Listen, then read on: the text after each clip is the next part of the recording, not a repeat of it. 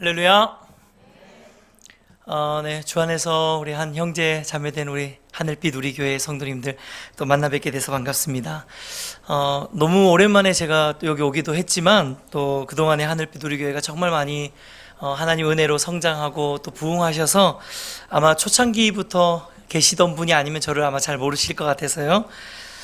저는 이제 윈드워십이라는 예배사역팀을 섬기고 있고요. 또 얼마 전에 예배인 교회라는 교회를 위례에 겁없이 개척을 해서 지금 이제 개척교회 목사가 된 지 4개월 된 이성진 목사라고 합니다. 우리 저한테는 큰 형님이신데요. 우리 왕재천 목사님과 함께 분당 우리 교회에 있을 때 같이 오랫동안 또 정을 나누고 사역을 했었고요.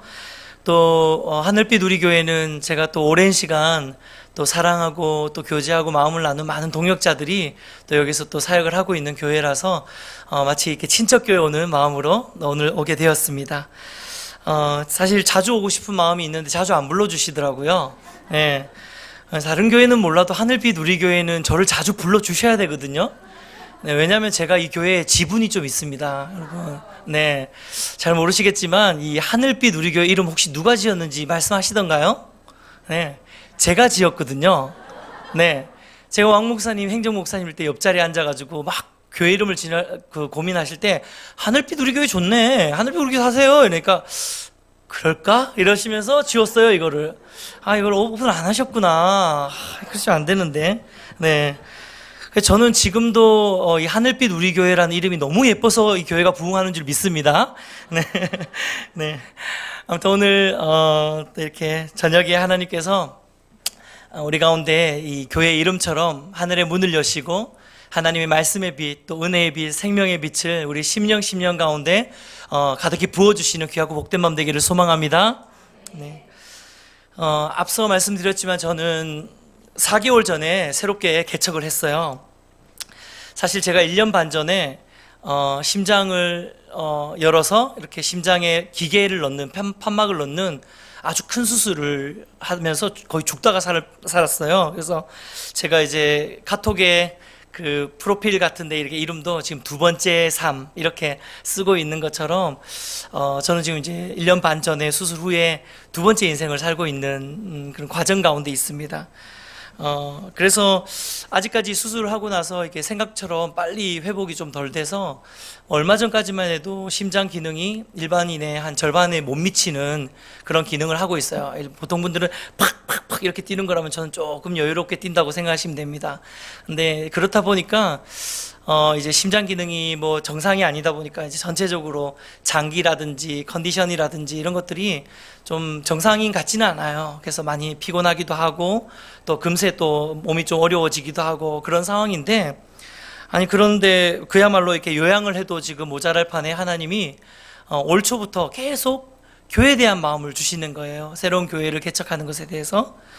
그래서 제가 하나님께서 그런 교회에 대한 마음을 주실 때 제 마음 안에 참 많은 고민과 갈등과 또는 질문들이 있었습니다. 하나님, 요즘 뭐 안 그래도 교회가 지금 넘쳐나는 판에 넘쳐나다 못해가지고 교회들이 지금 개척 교회들 얼마나 하루에도 얼마나 많은 교회들이 문을 닫고 있는 실정인데, 근데 정상도 아니고 AS를 받아야 되는 이 몸으로 개척 교회를 하라니 이게 무슨 말씀이십니까? 이러면서 연초부터 참 많이 하나님과 또 씨름했던 것 같아요. 그런데 계속 기도하면 할수록 하나님이 교회에 대한 마음들, 또 한 영혼에 대한 마음들을 많이 부어주시고 내가 한다 이런 말씀들을 참 많이 해주셔가지고 하나님이 하신다는 그 약속의 말씀을 믿고 이제 겁없이 정말로 제가 말씀드린 것처럼 이제 4개월 전에 개척을 했어요. 그러면서 제 마음에 좀 정말 하나님이 일하시는 걸 보고 싶은 마음들이 있더라고요. 그래서 개척 멤버들도 한 명도 연락 안 하고, 사실 주변에 이렇게 교제하던 좋은 분들이 많았는데 한 분도 연락 안 하고, 또 제가 또 선교단체를 하고 있거든요. 저희 선교단체에 청년들이 참 많아요. 그런데 여차하면은 이렇게 다 동원해가지고 야 같이 가자 이러면은 할 수 있는 친구들이 참 많은데 그 친구들도 다 못 오게 하고, 진짜 하나님 하신 거 보고 싶다, 하나님이 일하시는지, 이 교회를 통해서 하나님 역사하시는지, 정말 하나님이 또 다른 한 교회를 또 세우시길 원하시는지 내가 확인하고 싶다, 이제 그 마음으로, 기도하는 마음으로 이제 개척을 시작했는데, 지금 18주가 지났는데 이제 지난주까지 해서 19분 정도 한 주에 한 명씩 이렇게 오셔가지고 너무너무 행복하게 사역을 하고 있고요. 아무한테 전화 안 했거든요. 근데 여러분이 오시더라고요. 근데 그 중에서 저를 아는 분도 계시지만 절반 정도는 저를 몰랐던 분들이셔가지고 더 의미가 있는 것 같아요. 그리고 심지어는 지금 저희가 이제 위례 교회 공사를 다 끝내고 지난주에 입당을 했거든요. 공사 비용을 제가 대충 내보니까 한 8천만 원 정도의 견적이었어요. 근데 제가 수중에 있는 돈이 1,000만 원이 안 되는 돈이었거든요. 처음에 개척한다고 누가 도와주시고 이런. 근데 1,000만 원이 안 된 돈으로 8천만 원짜리 공사를 시작했는데 한 달 반 지난 후에 8천만 원짜리 공사가 다 돼 있더라고요. 네. 너무너무 신기한 기적들을 경험하고, 하나님 의자 없어요 이러면 그 다음날 누가 전화 와가지고 의자 좀 혹시 필요하지 않으시냐고. 네, 필요해요. 그래서 의자를 보내주시기도 하고, 냉난방기 계약금으로 170만 원을 내야 되는데 통장 잔고가 80만 원이더라고요. 하나님 100만 원이 지금 채워야 될 것 같아요. 어떻게 하면 될까요? 기도하고 눈 떴더니 카톡? 이러면서 뭐가 오는 거예요. 카톡을 열어봤더니만 어떤 자매가 100만 원을 보내주고, 이런 일들의 연속이었어요. 그래서 너무너무 신기하게 상상할 수 없는 큰 금액, 저희 개척교회에서는 엄두도 못 내는 금액들을 하나님께서 일하시면서 내가 채우지 하면서 한 걸음 한 걸음 이끌어 가시는 은혜들을 지금도 경험하고 있습니다. 제가 교회를 개척하고 나서 가장 많이 하는 고민은 뭐냐면, 어떻게 하면 하나님 기뻐하시는 교회가 될까? 왜냐하면 하나님이 기뻐하셔야지 좀 도와주실 거 아니에요, 그렇죠? 하나님이 뭐 안 기쁘신데 뭐 이렇게 주머니가 열리시겠냐는 거죠. 그래서 하나님의 주머니를 열게 할 수 있는 방법이 뭐가 있을까? 그러면서 참 건강한 교회에 대한 사모함들을 많이 하는 것 같아요. 우리 왕지천 목사님이랑 저는 1년에 한 번씩 분당 우리 교회에 오비 멤버들의 모임들로 1년에 한 번 정도씩 모여요. 담임 목사님들만 모이는 자리인데, 저는 선교단체 대표라고 저를 끼워주더라고요. 그래서 저도 이제 계속 초창기부터 1년에 한 번씩 계속 지속적으로 이렇게 만남을 갖고 있는데, 처음에 그 모임을 할 때 저는 1년에 한 번씩 이제 오랜만에 우리 사랑하는 형님들과 같이 식사도 하고 또 재밌게 놀고 교제하고 그런 시간이겠거니 생각하고 갔었는데, 아니 형님들이 참 재미도 없이 모여가지고 하는 이야기는 온통 교회 이야기밖에 안 해요. 그래서 우리 교회가 뭐 이렇게 됐는데 이걸 어떻게 해야 되고, 막 늘 하는 이야기가 늘 교회를 어떻게 섬길지, 어떻게 성도님들과 뭐 좋은 어떤 훈련들을 할지, 어떻게 더 건강한 교회로 만들어 갈지, 뭐 늘 이야기하는 이야기는 교회 이야기인 거예요. 그래서 참 재미가 1도 없다 이 생각을 진짜 많이 했었거든요. 저는 좀 노는 걸 좋아할 것 같이 생겼잖아요, 그렇죠?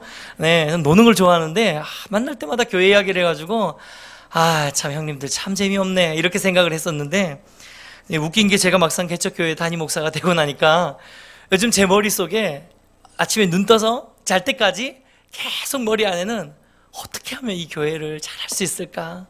어떻게 하면 하나님 기뻐하시는 교회를 할 수 있을까? 그 생각으로 가득 차 있는 것 같아요. 근데 그런 고민 끝에 항상 하나님께서 동일하게 저기 주시는 마음은 뭐냐면, 우리 교회 성도님들이 교회 안에서뿐만 아니라 세상 속에서 종교인이 아니라 참 신앙인으로, 참 삶의 예배자로 살아가는 그런 교회를 하나님께서 만드시기를 원하시는구나라는 생각들을 참 많이 하게 됩니다. 축복하는 것은 우리 하늘빛 우리 교회 성도님들 삶 가운데도 삶 속에서 종교인이 아니라 정말 신앙인답게 삶의 예배자답게 살아가는 그 놀라운 은혜가 넘치시기를 축복합니다.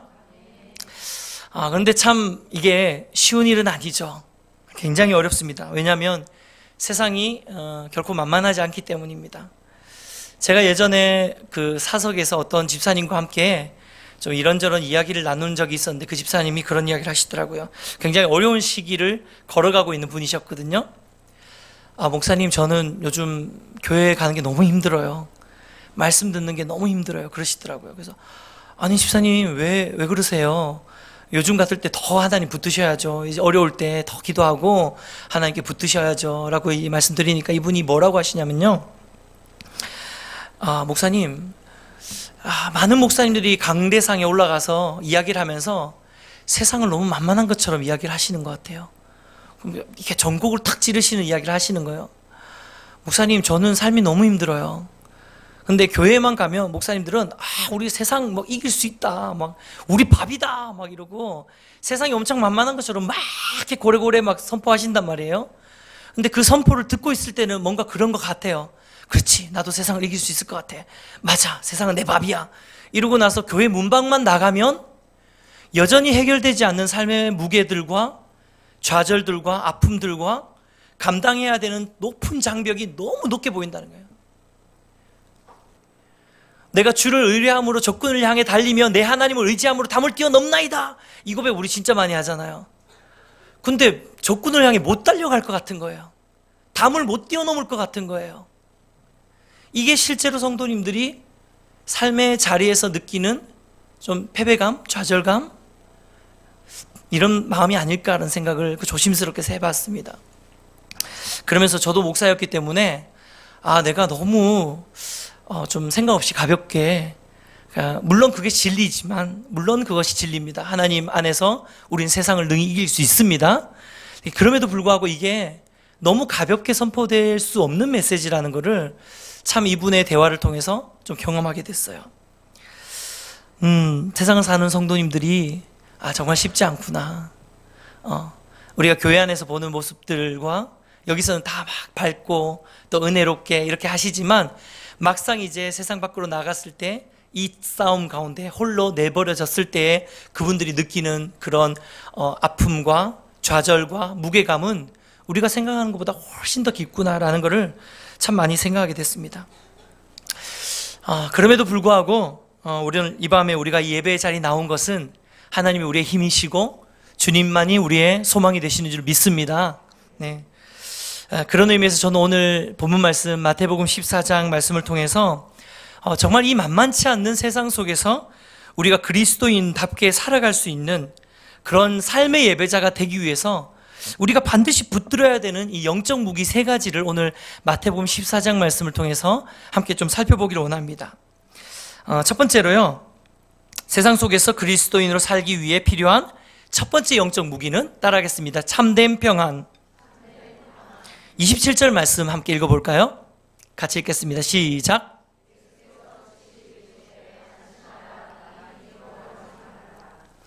아마도 이 본문의 배경은 다들 아실 거예요. 마태복음 14장은 아주 유명한 오병이어 사건이 있는 말씀이에요. 오병이어의 기적이 일어난 다음에 사람들이 막 환호하고 있을 때 예수님께서 모든 사람들을 다 돌려보내시고 그리고 제자들도 갈릴리 호수를 건너서 저 건너편에 가 있으라 라고 하시고 예수님 홀로 한적한 곳에 가서 기도하십니다. 그때 예수님의 제자들이 이제 조그만한 배를 하나 빌려가지고 건너편으로 갈릴리 바다를 건너고 있는, 갈릴리 호수를 건너고 있을 때 밤 사경에 그곳에 큰 풍랑이 친 거예요. 그래서 제자들이 그 풍랑 가운데 두려워서 엄청나게 고생하고 있을 때 예수님이 제자들을 찾아가시는 장면이 오늘 우리가 읽은 본문의 말씀입니다. 이 모습을 본 제자들, 예수님께서 물 위로 오셨던 것을 본 제자들은 하나같이 예수님이 유령이라고 생각했어요. 근데 생각해보면 이해가 됩니다. 왜냐면은 풍랑이 치는 바다였기 때문에 이 시야가 많이 어두웠을 거 아니에요. 그렇죠? 그리고 막 눈에 막 빗물이 들어가고 하니까 막 이렇게 막 했겠죠. 보니까 저기서 뭐 허연 게 지금 막 오니까 저렇게 지금. 그러니까 유령이라고 생각했을 수 있겠죠. 그러면서 제자들의 반응을 보면 26절에 보면 놀라고 무서워하고 소리 질렀다라고 이야기하고 있어요. 근데 이런 제자들의 반응 앞에 예수님이 하신 그 첫 마디가 저는 너무 인상적이었어요. 첫 마디가 뭐였냐면요, 안심하라. 뭐라고요? 나니 두려워하지 말라. 다시 한번, 안심하라. 나니 두려워하지 말라. 저는 이 말씀을 묵상하면서 우리 예수님이 정말 따뜻하신 분이구나, 참 인격적이시구나, 이런 생각을 하게 됐어요. 만약에 제가 예수님이었다면요, 저는 두려워하는 제자들의 모습이 조금 한심하지 않았을까 는 생각을 해봤어요. 왜냐하면 이 제자들은 이미 예수님과 굉장히 오랜 시간을 트레이닝을 하면서 예수님의 제자로 또 훈련받고 있는 그런 특별한 어떤, 이를테면 요즘 말하는 대로 스파르타 교육을 받고 있는, 먹고 자면서 늘 24시간 동행하면서 그런 특별 교육을 받고 있는 예수님의 어떤 특공부대와 같은 제자들이었는데, 이 제자들이 그 조그만한 풍랑 가운데도 이겨내지 못하고 안절부절 못하고 있는 이 장면이 예수님 입장에서 봤을 때는 조금 이거 너무 한심스럽다, 이렇게 생각하지 않았을까 하는 생각들. 근데 그 생각은 우리가 하는 생각이죠. 때때로 우리가 삶의 자리에서 흔들리는 내 모습을 보면서 와, 예수님 날 보면 정말 한심하게 생각하겠다. 정말 보잘것없이 생각하겠다. 우리 스스로도 그런 생각하잖아요. 아, 내가 이것밖에 안 되나? 아, 나 그래도 꽤 신앙생활하고 꽤 은혜 받았는데, 제자 훈련도 했는데, 나 순장인데, 나 집사인데, 나 권사인데, 나 장로인데, 나 이것밖에 안 되나?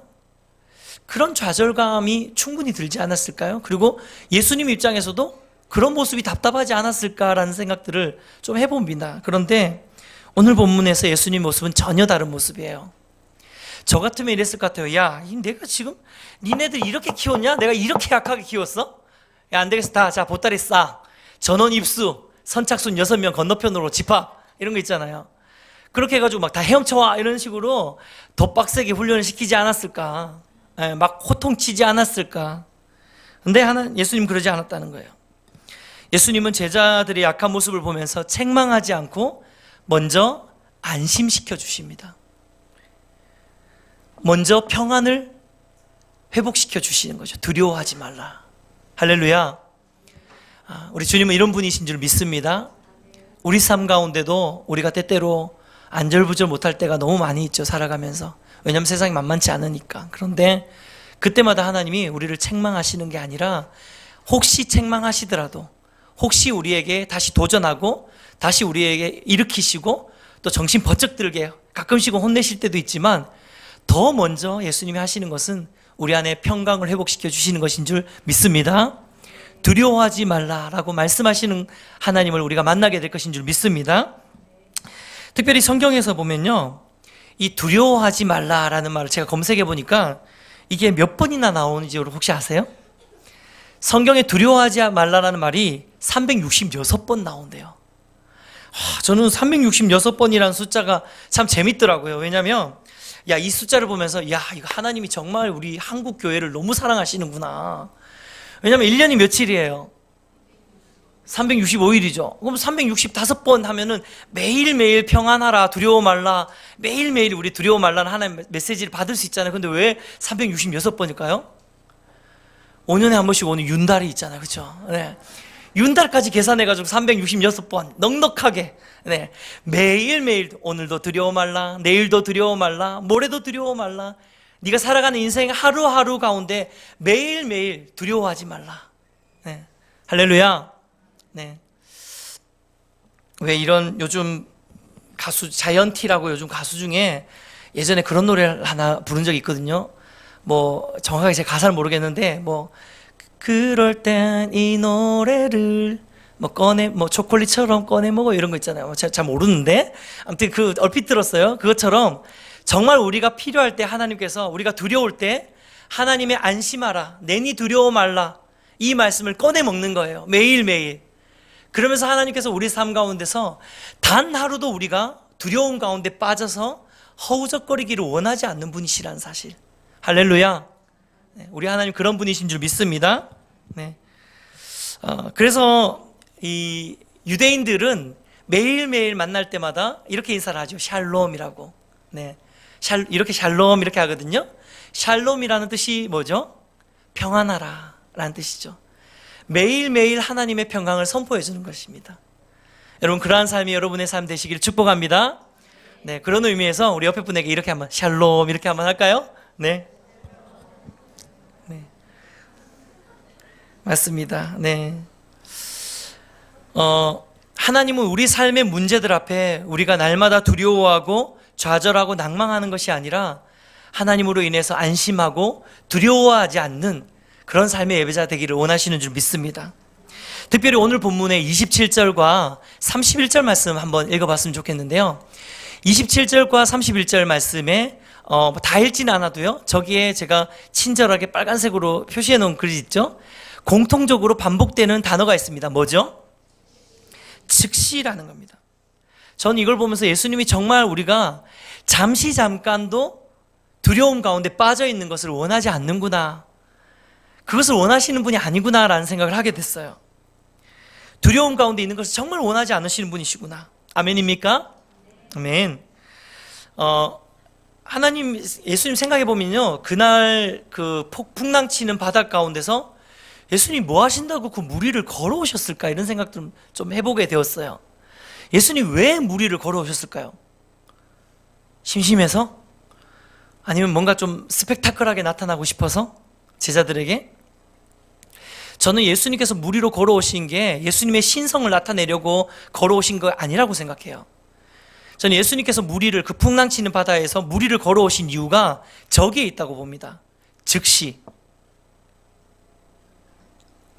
예수님 다급하신 거예요. 기도하고 계시는데 풍랑 가운데 있는 제자들의 모습이 신적 권능으로 알게 되신 거죠.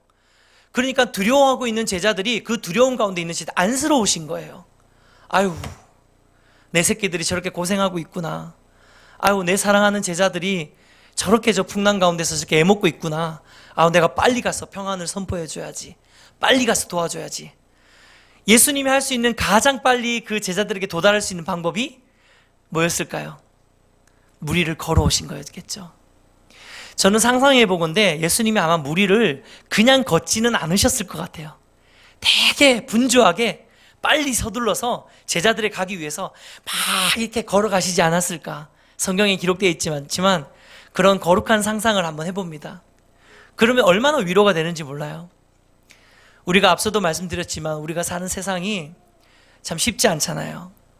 만만치 않잖아요. 근데 그 삶 가운데서 우리가 두려움에 빠지고 풍랑치는 바다를 보면서, 세상을 보면서 좌절하고 어떻게 이 위기를 넘어갈지 두려움에 빠져서 아무것도 하지 못하고 멈춰 있는 그때에 하나님께서 저기서, 예수님께서 급히 저희를 향해서, 우리를 향해서 우리 삶 가운데 물 위를 걸어서 달려오고 계시다는 사실을 우리가 기억하시기를 축복합니다. 오늘 이 밤에 이 주님이 저와 여러분의 주님이시는 걸 다시 한번 경험하고 깨달으시는 놀라운 은혜를 경험하시기를 축복합니다. 두 번째로 세상 속 그리스도인들에게 필요한 영적 무기는요, 한번 보여주시겠어요? 네, 넘겨주시고요. 따라하겠습니다. 영적 야성. 29절 말씀 같이 읽어보겠습니다. 같이 읽겠습니다. 시작.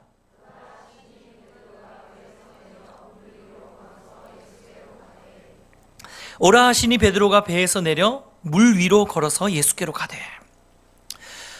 저는 현대인들이 살아가는, 특별히 현대를 살아가는 그리스도인들의 모습 속에서 가장 안타까운 것이 있다면 바로 이 영적 야성을 잃어버린 것이라고 생각해요. 야성이란 말을 사전에 찾아보면 이렇게 정의합니다. 자연 또는 본능 그대로의 거친 성질.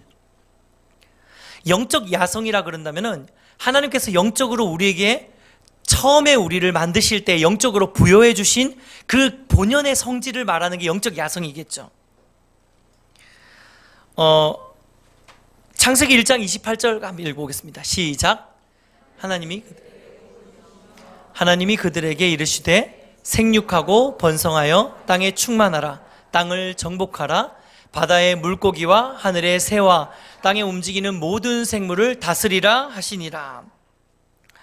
저는 이 영적 야성을 가장 잘 드러내는 본문이 바로 창세기 1장 28절이라고 생각합니다. 창세기 1장 28절은요, 하나님께서 인간을 창조하시고 맨 처음에 주신 명령이고, 하나님 어떤 의미에서 인간을 창조하신 목적이고, 어떤 의미에서 하나님이 인간을 만드셨을 때에 인간의 안에 있는, 저와 여러분 안에 있는 영적 야성을 보여주는 구절이 바로 창세기 1장 28절이라고 생각하거든요.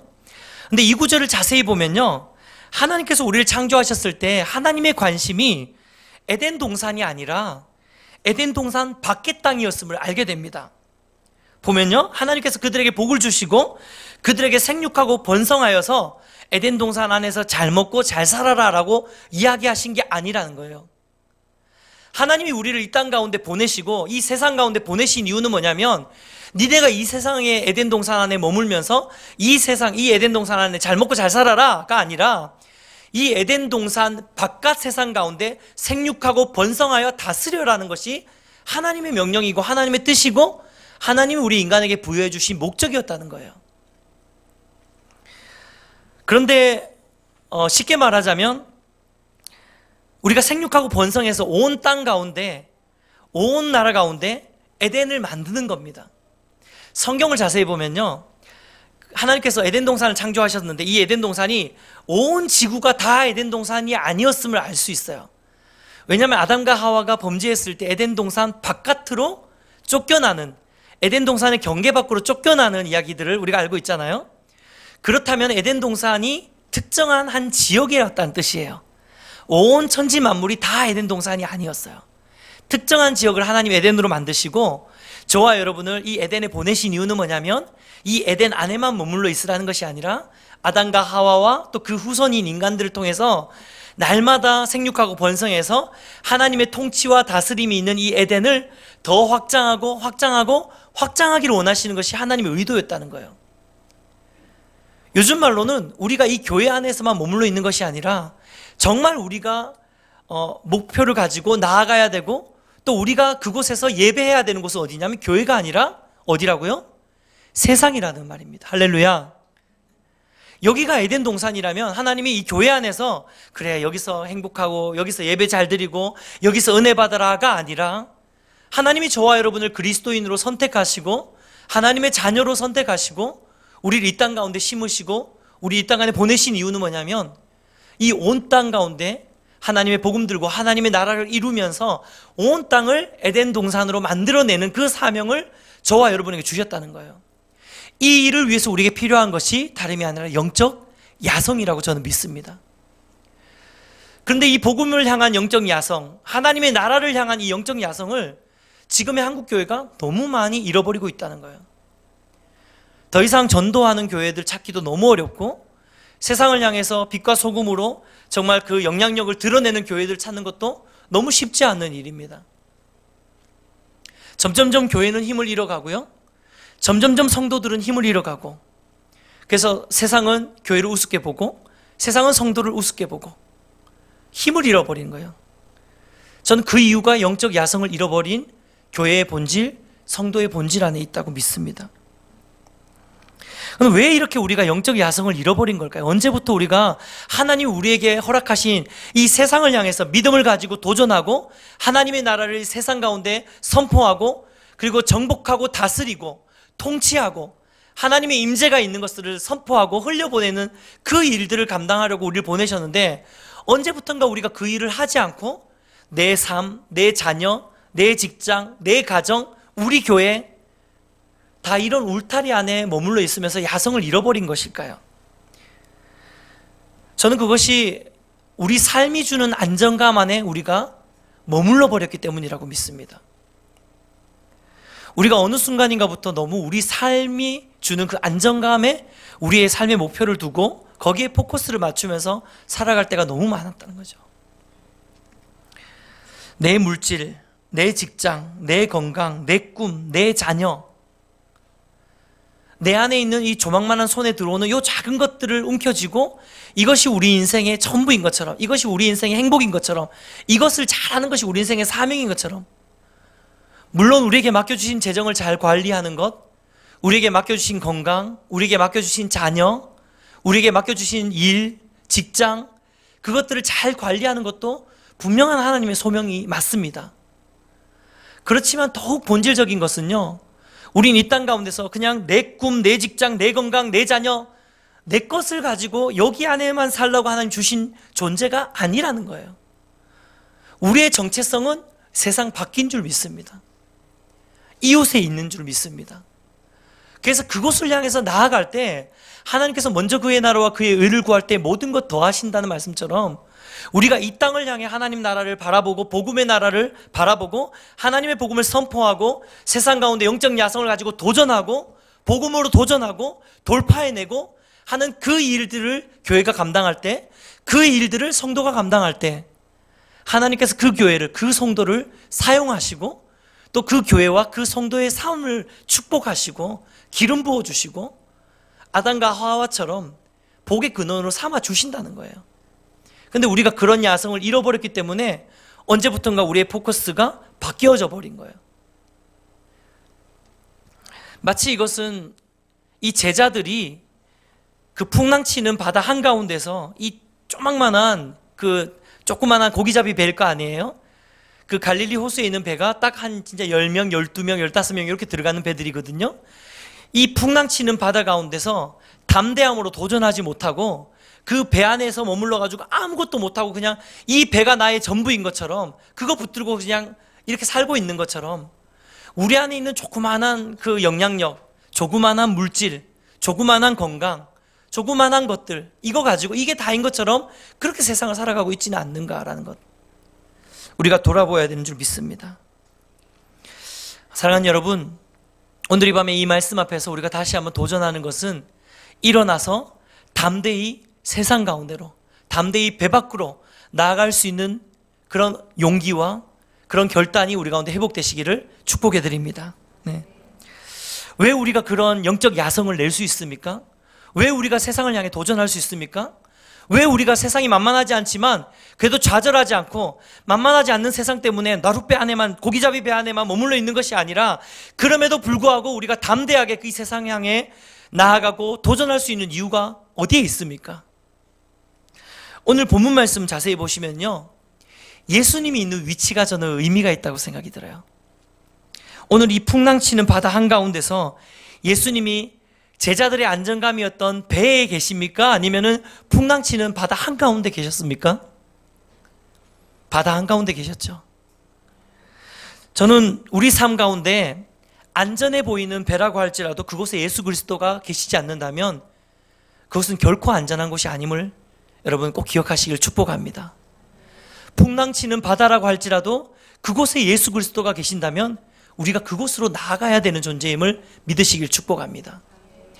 우린 너무 많이 우리의 어떤 초점을 그리스도께 맞추지 못하고 내 것에 맞출 때가 참 많이 있을 것 같아요.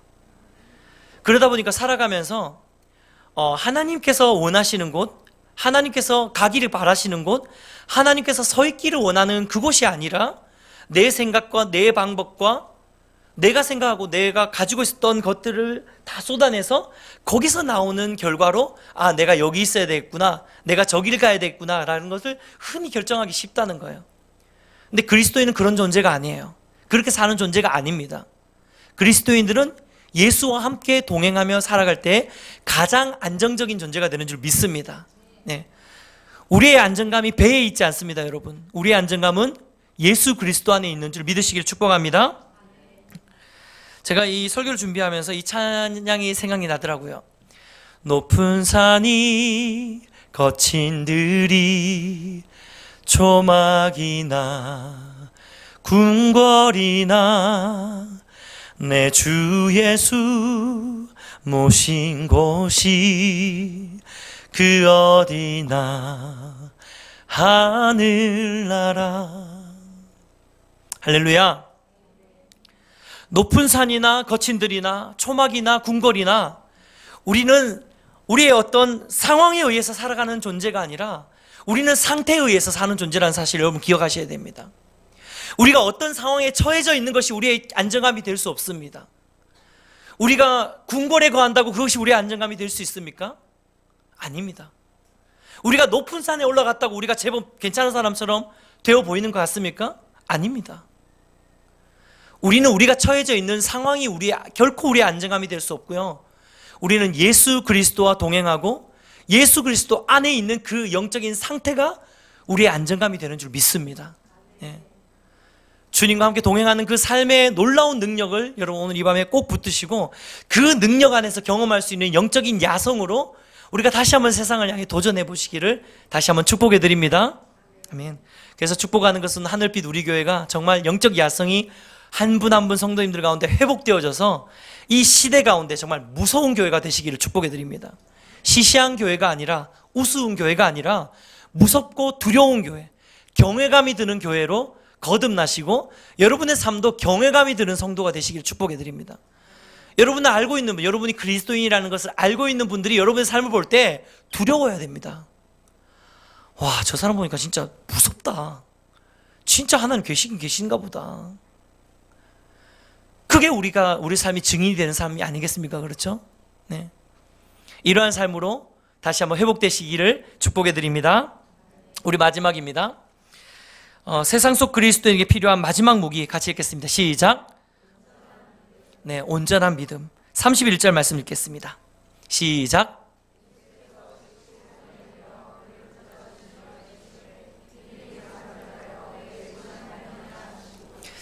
예전에 제가 20대 중반이었어요. 아주 오래된 기독교 고전 영화를 한 편 본 적이 있는데요. 이 기독교 영화가 예수님의 일대기를 이렇게 나타내는 영화였어요. 20대 제가 중반에 봤으니까 벌써 몇십 년 전이잖아요. 그런데 그때 본 영화였는데도 그때보다 더 오래된 영화. 제가 봤을 때는 진짜 80년대, 90년대 만든 그런 영화 같았어요. 근데 그 영화에 예수님의 일대기가 나오는데 그 영화의 한 장면이 이 오늘 풍랑치는 이 베드로가 물에 빠지는 이 장면이었어요. 근데 제가 이 영화를 보다가 충격에 빠졌어요. 왜냐하면 그동안 저는 베드로가 이 풍랑치는 바다를 한 걸음 두 걸음 걷다가 빠질 때 예수님께서 믿음이 작은 자여 왜 의심하느냐 이렇게 이야기하는 거를 어떻게 상상했냐면요, 베드로가 이렇게 한 걸음 이렇게 빠질 때 예수님이 탁 다가가셔가지고 믿음이 작은 자여 왜 의심하느냐 이러면서 탁 이렇게 건져내시는 이걸 상상을 했거든요. 근데 그 기독교 영화를 봤는데 거기서 예수님이 이렇게 하시는 거예요. 베드로가 빠지니까 예수님이 이렇게 막 웃으시면서 가셔가지고 믿음이 작은 자여 왜 의심하느냐 이러면서 건져내시는 거예요. 지금 획기적이지 않습니까? 그렇죠? 굉장히 충격적이에요. 저는 왜냐하면 그동안 제가 생각하는 베드로가, 우리는 보통 베드로에 대해서 이 장면에서 굉장히 부정적으로 평가하잖아요. 그리고 성경 보시면요, 소제목으로 이렇게 적어놨어요. 믿음이 약한 베드로, 뭐 이런 식으로, 그렇죠? 연약한 믿음 베드로. 다 베드로의 믿음이 약하다. 베드로 잘못했네. 다 이게 모든 우리의 생각이라는 거죠. 그러니까 예수님이 오셔가지고도 믿음이 작은 이렇게 이야기하실 것 같은데, 제가 본 영화에는요, 믿음이 작은 자여 왜 의심하느냐 이러면서 건지시는 거예요. 근데 제가 영화가 끝 그 이후에 영화 장면 생각이 안 나. 이 장면이 너무 충격적이라 가지고. 근데 이 장면을 보고 난 다음에 제가 방에 혼자 돌아가가지고 방에 가만히 앉아서 침대에 걸터 앉아 있는데 갑자기 눈물이 나는 거예요. 갑자기 눈물이 팡 쏟아지면서 엉엉 운 거예요. 제가 그 자리에서. 저는 그때까지만 해도 하나님 아버지를 굉장히 좀 무섭고 내가 실수하면 안 되고, 마치 제가 앞서 말씀드린 것처럼 제가 뭔가 두려워하고 떨고 있을 때 와가지고 막 자식 내가 너 이거밖에 안 돼? 너 이 정도밖에 안 돼? 라고 하시는 그런 하나님으로 제가 좀 이해하고 있었더라고요. 근데 제가 이 장면을 보면서 제 안에 있는 하나님이 완전히 바뀌었어요. 맞아, 우리 하나님이 이런 분이지. 제가 이 장면을 보면서 너무너무 많이 울고, 또 이 하나님이 나의 하나님이라는 사실이 얼마나 위로가 되고 든든한지 몰랐어요. 여러분, 우리가 연약한 믿음으로 풍랑 가운데서 빠질 수 있어요. 그렇지만 하나님은 그때마다 와서 너 왜 빠졌어?가 아니라 왜 의심했냐, 좀 더 날 믿어봐, 좀 더 날 의지해봐 라고 하면서 우리의 손을 붙드시고 건져내시는 분이신 줄 믿습니다. 아멘. 저는 그런 마음으로 이 말씀을 다시 묵상을 해보니까요, 베드로가 굉장히 위대해 보이더라고요. 여러분, 퀴즈 하나 낼게요. 12제자 중에서 무리를 걸어본 사람은 몇 명 있을까요? 한 명. 저기 형광색 옷 입은 애가 딱 누워가지고 이렇게 딱 하는데요, 이렇게. 야, 너 대단하다, 야. 네, 딱 누워가지고 딱 설교 안 듣는 것처럼 하면서 다 듣고 있네. 네. 여러분, 무리를 걸은 제자는 딱 한 명이에요. 베드로밖에 없습니다. 오늘 예수님께서 베드로를 향해서 뭐라고 이야기했습니까? 믿음이 없는 자여 왜 의심하느냐라고 하셨습니까? 아니면 믿음이 작은 자여라고 하셨습니까? 퀴즈. 믿음이 작다는 건 믿음이 있다는 말입니까? 믿음이 없다는 말입니까? 믿음이 있다는 말이에요. 믿음이. 여기에 나머지 11제자는 다 그 조망만한 그 고깃배에서 한 걸음도 떼지 못하고 그것에 머물러 있었습니다. 그렇지만 작은 믿음이라도 있었던 베드로는 한 발짝, 두 발짝, 세 발짝이라도 바다 위를 걷게 되는 은혜의 역사를 경험한 줄 믿습니다. 네.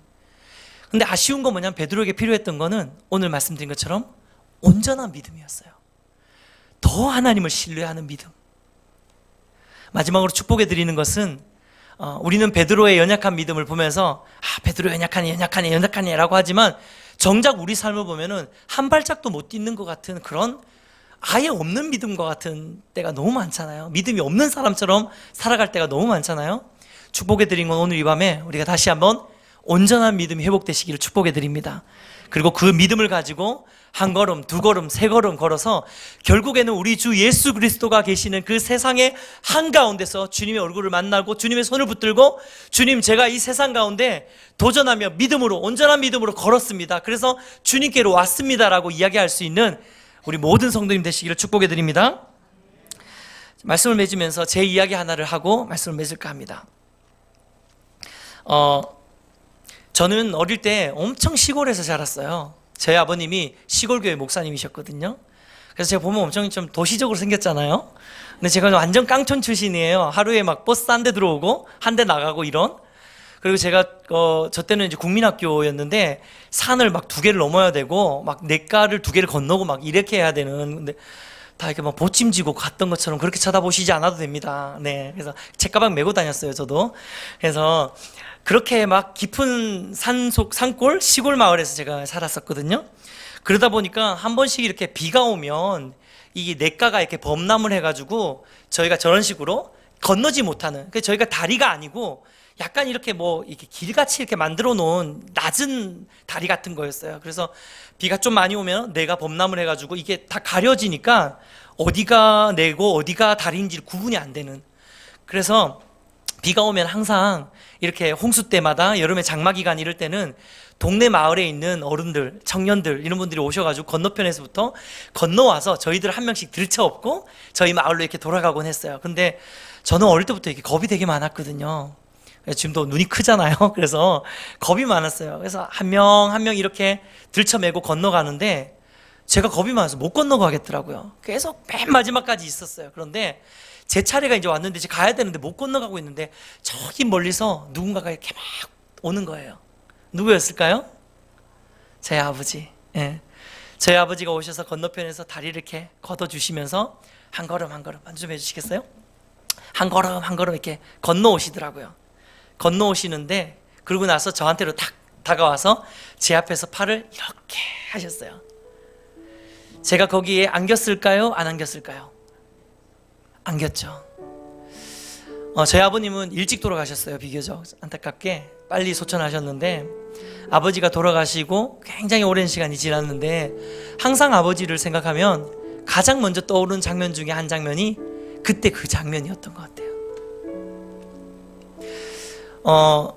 정말 저렇게 사진에 보는 것처럼 시뻘건 황토물이 지나가는 물이었는데 지금 와서 돌아보면 그때 물이 얼마나 황토물고 진한 황토물이었는지 또 얼마나 시내가 거세게 빨리 흘러갔는지는 하나도 기억이 안 나는데 그 아버지 품에 있었던 그 따뜻함 있잖아요.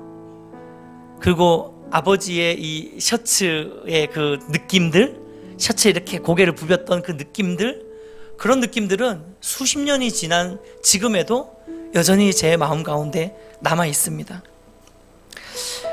사랑하는 여러분, 세상은 날이 갈수록 더 만만치 않을 것 같아요. 보니까 지금 진행되어져 가고 흘러가는 세상을 보니까 더 악해지고 더 만만치 않고 더 힘든 세상이 우리 앞에 놓여 있을 거라고 조심스럽게 예측을 해봅니다.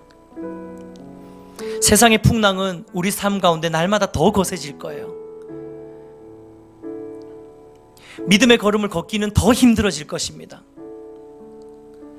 우리가 탄 배는 더욱더 초라하고 볼품없어 보여질 것입니다. 하지만 이럴 때 우리가 이 세상 가운데서 정말 그리스도인답게, 종교인이 아니라 신앙인답게 삶의 예배자로 세상 가운데 담대함으로 살아갈 수 있는 그 무기는 하나님 안에 있는 평강이고 영적인 야성이고 온전한 믿음인 줄 믿습니다. 이것을 붙들고 저와 여러분이 하나님께서 기뻐하시는 세상 속 삶의 예배자로 한 분 한 분 살아가시는 놀라운 은혜가 이 밤에 회복되시기를 축복합니다.